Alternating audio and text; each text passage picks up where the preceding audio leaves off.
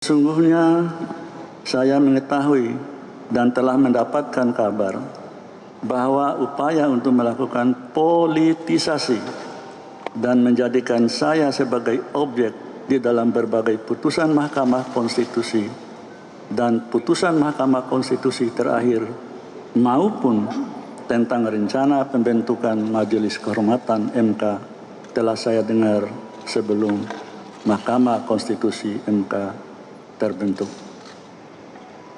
Fitnah yang dialamatkan pada saya terkait penanganan perkara nomor 90 garis miring PUU garis datar 21 garis miring 2023 adalah fitnah yang amat keji. Temu lagi di Hot Room, Pak Ebenezer, ada 3 poin. 1 dibilang politisasi, 2 fitnah, ketiga tidak ada hak banding. Komentar Anda sebagai tim Prabowo. Kalau mau dibilang fitnah ya pasti terjadi fitnah lah. Karena kan kita lihat publik hari ini yang begitu besar resistensi terhadap Mas Gibran ini selalu mengkait-kaitkan Ketua MK dengan keputusannya. Ya sudah, mau dibilang apa lagi, ini sudah terjadi dan ini sudah berjalan. Tinggal kita lihat 14 Februari kita fokus menang. Udah nggak ada lagi. Mau komentar apa lagi? Pokoknya saya nggak mau ribet-ribet lagi lah. Ngapain lagi ribu-ribu udah menang ya? Oke. Pak Habibur Rahman, Komisi 3. Katanya fitnah, politisasi, dan tidak ada hak banding. Komentar Anda? Ya itu yang saya lihat ya, baru pertama kali fitnah itu apa? Ada fitnah? sanksi yang dijatuhkan tanpa bukti. Tanpa bukti, ya, yaitu disebutkan intervensi tapi nggak disebutkan intervensi siapa? Nggak ada lah, hanya mendasarkan pada dalil Denny Indrayana yang mengutip Tempo. Yang mempolitisasi siapa? Apa?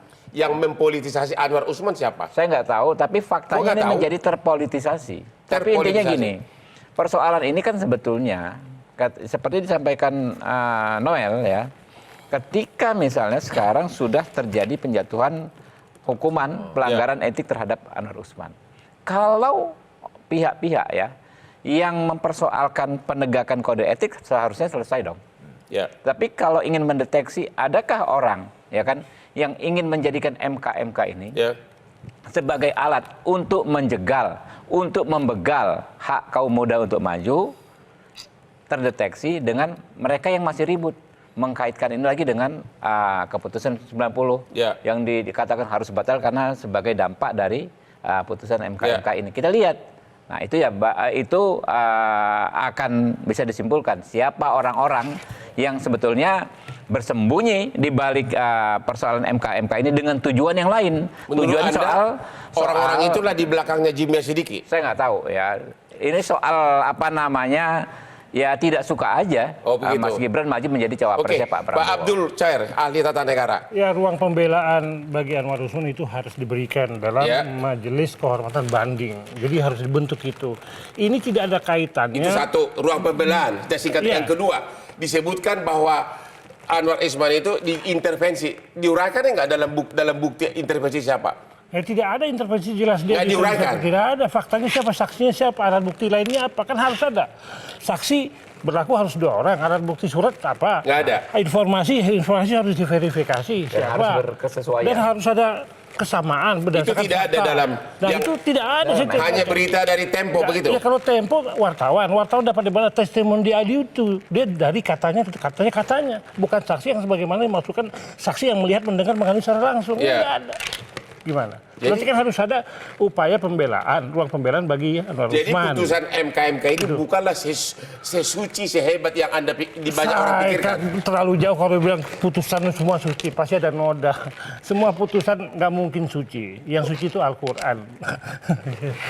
Pak Margarito, komentar Anda atas pengakuan dari Pak Anwar dipolitisasi, difitnah, dan tidak ada hak banding.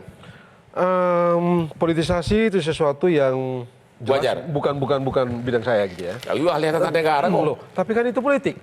Nah, yang bikin kacau ini kan yang orang tata negara bicara politik ini, atau setidaknya menggunakan pendekatan itu gitu ya.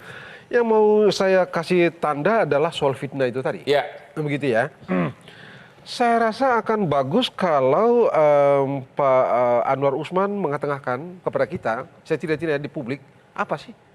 Apa yang membuat dia merasa difitnah? Dibuka. Kan Kalau sudah jelas, dia akan intervensi, tapi dalam putusan tidak ada intervensi siapa. Nah, kalau udah bilang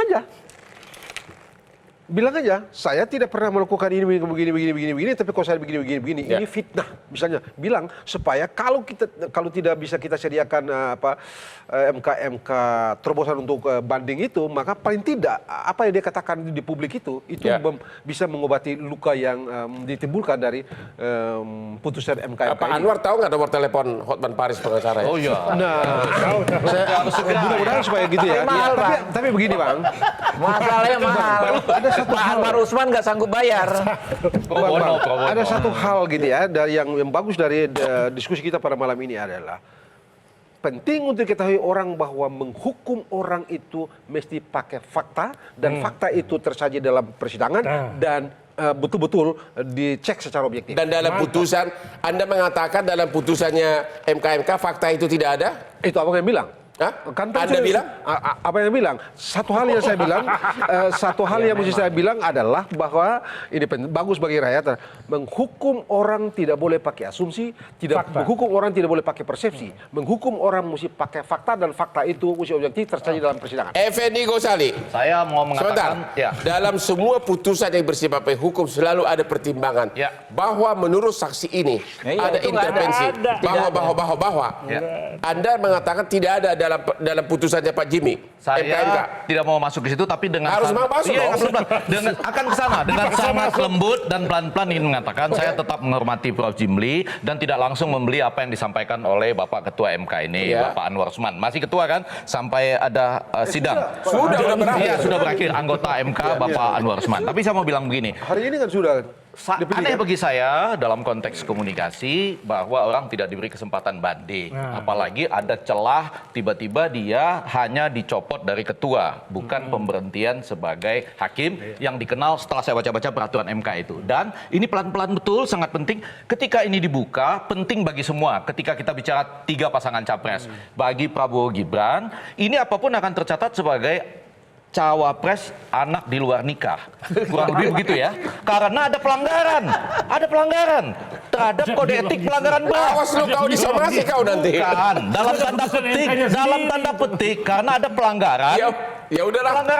Pelanggaran kode etik yang melahirkan Kita sampai serahkan ke rakyat yang menilai. setuju, kalau itu setuju Rakyat. pada 14 Februari. Oke. Nah, tapi dua, ini juga Ini udah mau berakhir nih. Ini juga berguna bagi Ganjar dan Mahfud untuk menunjukkan betul nggak dalam pembelaan nanti ada peranan paman. Juga buat Amin untuk menunjukkan betul nggak bahwa selama ini yang terjadi adalah kekuasaan mengabdi untuk satu keluarga. Oke, kita akhiri diskusi kita malam ini Ya. dan yang dapat saya simpulkan apa kata mereka bukan apa kata saya adalah putusan nomor 90 tentang yang memungkinkan Gibran sebagai cawapres sudah tidak bisa diganggu gugat.